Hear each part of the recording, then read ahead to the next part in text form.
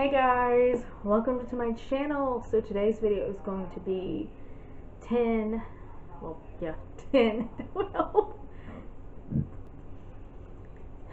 back to school hacks, tips, tricks, pretty much whatever I could think of that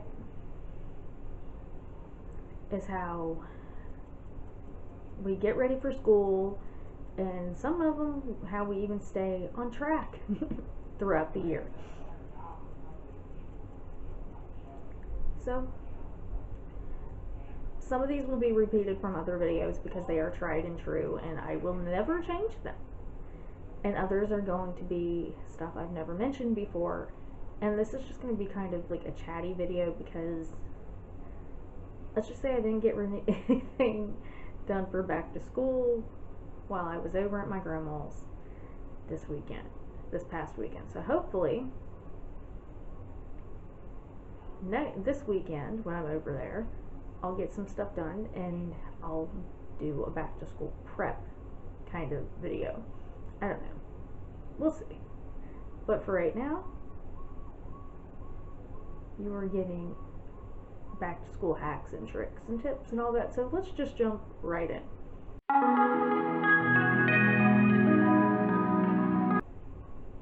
Okay.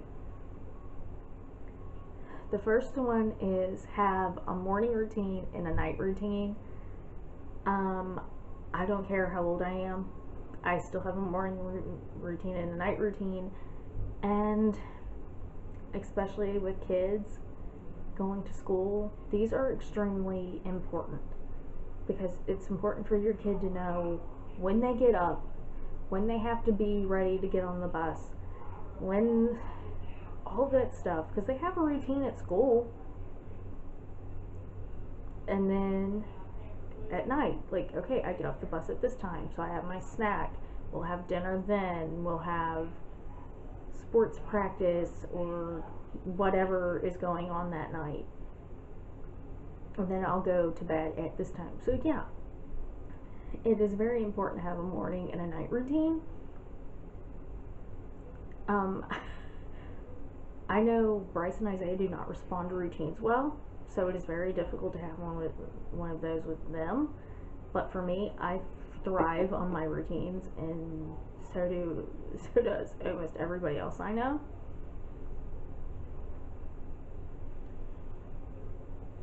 Okay, so the next thing is remember that you don't have to spend a ton of money on back to school clothes. If it's from last year and it still fits, it's perfectly fine for them to wear it again. The kid does not need a complete new wardrobe to go back to school. Now for Bryce and Isaiah, we did buy a lot this year, but they have outgrown a lot of their clothes that they had last year. It seems like with them, every year, we're having to size up and replace almost their entire wardrobe. I don't know why. I remember by the time I was in middle school and upper elementary school, my sizes were kind of staying consistent. So I would be in that size 2, maybe 3 years. And I wasn't getting a whole lot. Now with the boys this year, we did have to buy a lot, but we still didn't buy as much as I was planning on having to buy. And honestly, part of that is because I am waiting until pants go on sale to see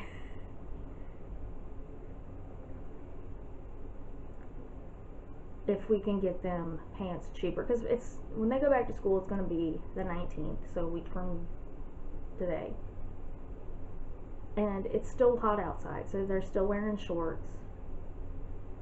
So right now we're not really worried about jackets and hoodies and pants. Right now it's t-shirts, shorts, socks, underwear. That's mainly what it is. And I know I showed a lot. I did a video a while ago showing some back to school clothes and stuff, and I talked about it in there, and I know it looked like a lot, but honestly, it wasn't a lot given we had to basically replace their entire wardrobe. And for a lot of stuff, they just share because they are both in the same sizes. Most kids don't want to share with their brother, and those two just don't care. Now, of course, there are specific shorts that Bryson will wear that Isaiah won't, or vice versa, but for the most part, they share clothes. I don't get it, but it does help. But yeah, I kind of went on a rant or a little tangent there, but yeah. Basically, if your kid does not need an entirely new wardrobe, then don't buy them one. Buy like an outfit or two for the first couple of days of school, and then if they need more or you want to buy more, do it after schools have started. That way you can get stuff even cheaper.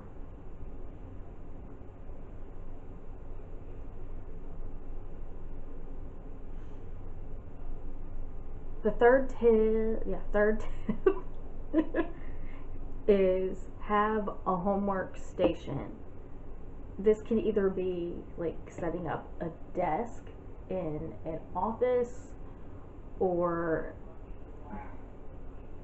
the kid's room or something, if that's how they choose to work, or just having like a caddy, like a homework caddy, or just like a little thing that you pull out that has pencils and pens and all that stuff in it that they could possibly ever need.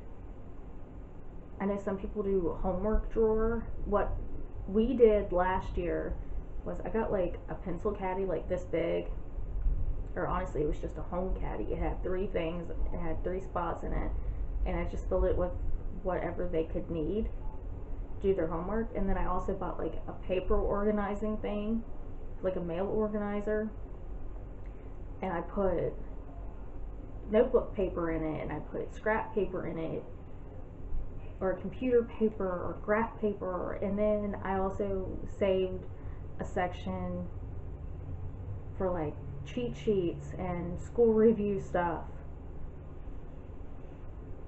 That way, when they were doing their homework, they had easy access to it. It's set on the dining room table, and if they needed it, they could grab it and they could do it themselves.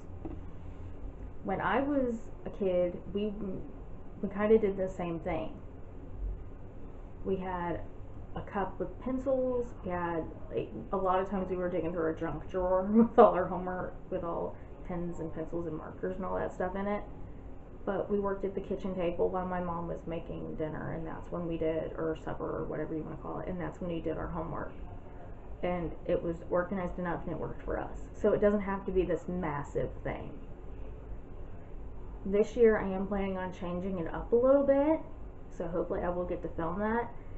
But it's getting changed up a little bit because this year I'm also wanting to do a little bit of home preschool for Nevaeh, even though she is only 2.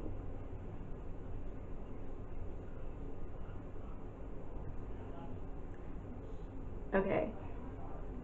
Number 4 is splurge on backpacks, lunch boxes, and shoes. If I have learned and noticed anything over the last 3 years with the boys, it is backpacks get torn up way too easy, shoes get torn up way too easy, and lunch boxes, for some reason, get torn up, get misplaced, or get thrown across the school bus. It's not good. So those are the things, if you're going to splurge on something, splurge on that stuff.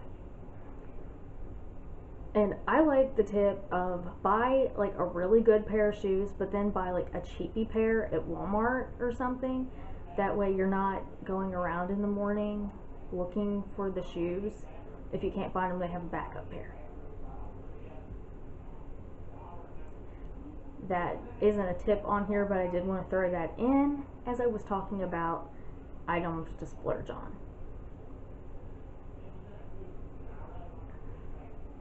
And another thing is, if you want to keep clothes and shoes nice, then don't let your kid access that stuff until right before, like, until the day before school starts. Now, it's different if they have a pair of shoes and they need to work them in a little bit. They could walk around the house in them, but don't let them go out and mess with them and all that. For some reason, Bryce and Isaiah have a hard time understanding that school stuff is for school and not for home and not for play. That's a thing that bugs me, because when I was a kid, you did not walk around with your backpack on. You did not walk around in your school clothes, and you definitely did not put on your school shoes until the first day of school. Like, if you tried on your shoes, it was like Isaiah was all, so you don't even try them on? Like, dude, trying them on is not wearing them around the house like it's a freaking robe, or like it's the best thing you ever owned. I get it, getting excited over a new pair of clothes or a new pair of shoes, but you don't have to live in it if it's made for a specific thing. But Isaiah will overanalyze until I'm blue in the face and want to slug him.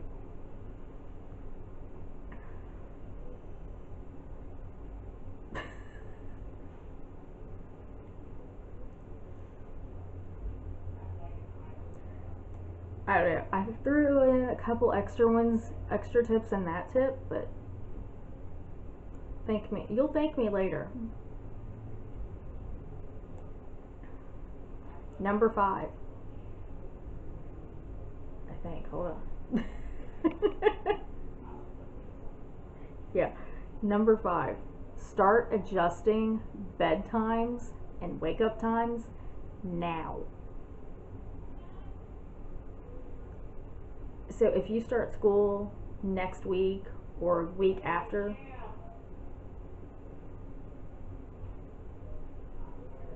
so yeah, if you start school next week or the week after or anytime after that, start adjusting bedtimes now. They recommend between 2 and 3 weeks to adjust your kids' bedtime and wake up time. We don't have that. We have a week. The boys still are not understanding not to stay up all night, or don't be staying up till 2 or 3 in the morning. And because our schools have staggered start times. Middle school and high school start 7:30,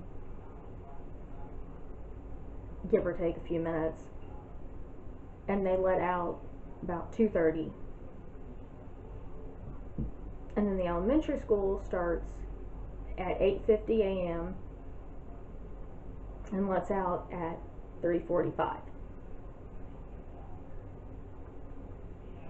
So, or 3:50 or something crazy. But, so Bryson has to be because Bryson's bus runs between 8:30 and 8:50. So Bryson has to be up at 6 in the morning. And Isaiah, he likes to be up early, so we try to do his bus gets there at 8:30, so we try to have him up by 7:30, so he has that hour to kind of realize, okay, I have to get up, I have to go to school, I have to actually do this today. We try to start that. And then there's bedtimes. It's like they stay up all night and do whatever they want. It's time to start going back to, okay, you need to be in bed by 9, so you're asleep by 10. Honestly, I would like them in bed by 8:30 and asleep by 9, but those two have a mind of their own and think the rules don't apply to them when it comes to that crap. And then they gripe because they're tired. And then they talk about how they fall asleep at school. Because you don't sleep at night. I don't know, when I was a kid, the wake up times changed in the summer, but the bedtimes didn't push. They pushed back maybe an hour or two. They weren't like a massive 6-hour difference. So I don't know why kids are like that. I don't know if it's a parent thing or what. My mom would have never let us stay up all night. And not even my mom. My dad wouldn't have let us. My grandparents wouldn't have let us. We had routine even in the summer. So I guess, I don't know, I guess that's because both my parents worked, and my grandpa worked and my grandma took care of us a lot of times, but because most people were at work and we had to have that schedule, that's why we didn't get off schedule like the boys do now. But if your kids are crazy like Bryce and Isaiah and they like to stay up all night or stay up almost all night, then yeah, start trying to work them back into the routine now. Because it probably would have been better to do it earlier, but if you got a little bit more time till school than we do, then yeah, it'll probably work a little bit better for you. But yeah, start doing that now.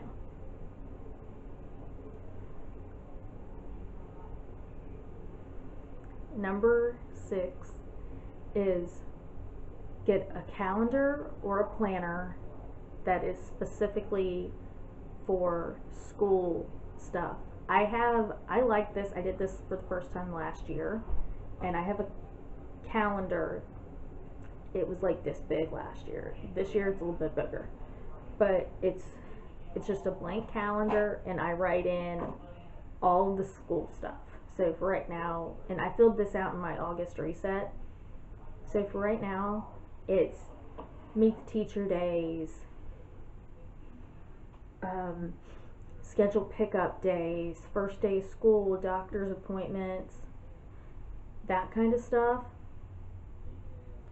And there's even, I will put a few family things on there so that way the kids can kind of be aware of, okay, so this is what's going on this day, and this is how we need to approach it.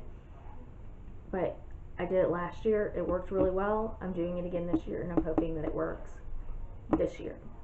And I do it specifically for, I do a specific calendar for just the school stuff because I've found that it works better for me. And then I take my normal calendar and I write all this stuff in it, or my normal planner and I write all the stuff in it as well. That way it's in 2 different places, and of course it's on our phones. And of course the school calendar is always at our fingertips anyway.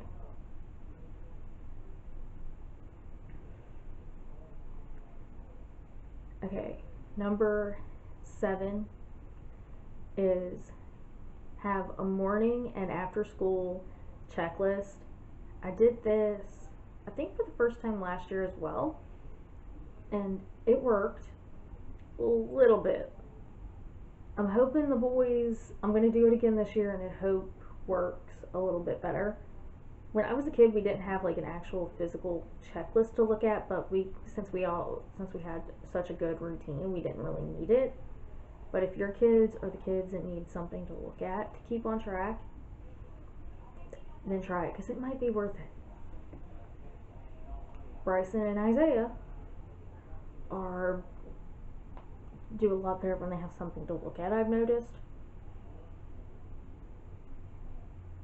instead of just kind of following it in their heads. Number 8 is create a drop zone, or like a little command center. I know some people have mud rooms, and that's great. We don't have a mud room.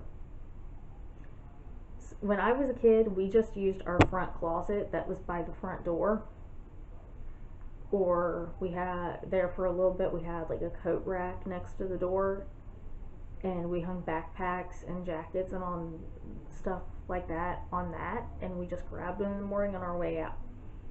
For the boys, what I did was set up last year was I got a bench, well, we had it, and I finally set it up, and I put backpacks and lunch boxes and jackets and shoes on that bench, and it worked. As long as we could keep it clean, it worked really well.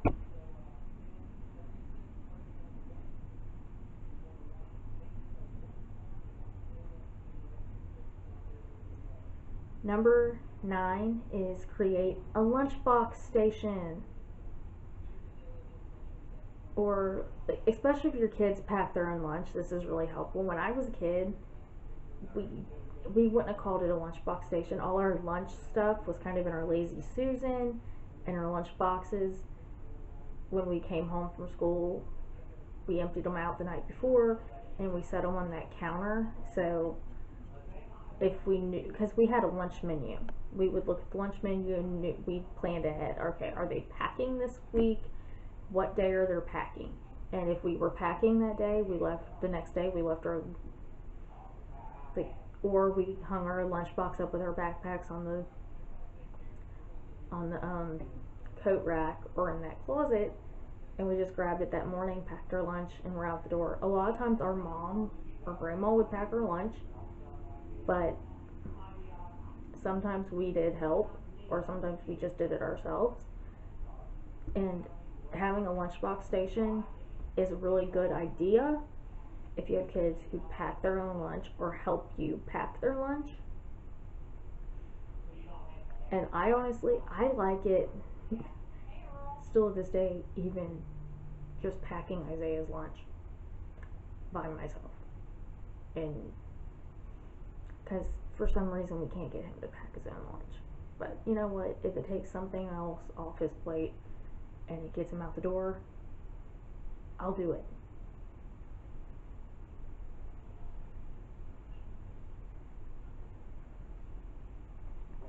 Number 10, and this may sound strange, but this tip is go through everything you have from previous school years. Backpacks, lunch boxes, school supplies, clothes, shoes. Go through that stuff and figure out what can be reused, what you need to get rid of, and like school supplies. If you go through, when you go through the school supplies, go through what they need this year on their school supplies list and check it off. That way you don't have to buy that item. And we do this with clothes too, and it's not really like a check off thing.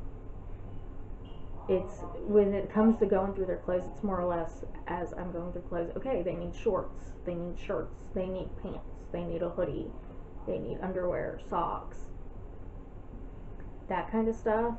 That way, if they don't need something, you're not wasting money on it. And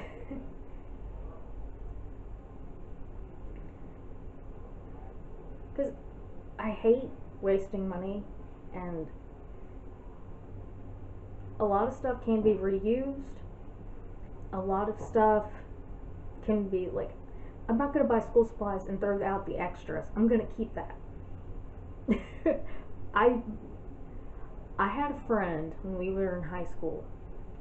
Her mom would buy exactly the number that was asked for, and nothing more and nothing less. And then in the middle of the year, when she was out of paper, her mom wouldn't buy it, and she'd be begging people for paper and pencils because she was out of paper and pencils. Because if our thing said 5 mechanical pencils, 1 blue pen, 2 red pens, I have found that does not work. I am not going to go to the store and pick out the pen cups. Yes, 1 blue pen, 1 red pen, 1 black pen. I'm going to buy the pack, and I'm going to keep that pack, and I'm not going to throw it away. And then I had another friend whose mom would buy a ton of school supplies and donate the extras to the classroom. Some stuff I'll do that. Other stuff I'm just going to keep and store it away for when the kid runs out or for the next school year. And I found that, I swear, Isaiah and Bryson eat paper, pencils, and erasers. They go through that stuff, they lose that stuff like no other. So, yeah. But it's kind of more or less just a reminder. Go through what you already have so you're not spending a ton of money on stuff you don't need. But that's going to be all 10 back to school hacks, tips, tricks, whatever. And if you've started school, I hope you have a great school year. If your kids are getting ready to start school, good luck. And I hope you have a great school year. And then if you're starting next week or after next week, then I hope some of these tips can help you save some money. Because I know a lot of people who put stuff off to the last minute. I'm just not one of these people. But yeah, I hope everyone has a great school year. And other than that, thank you for watching. I'll see you Friday for my next video. Bye bye.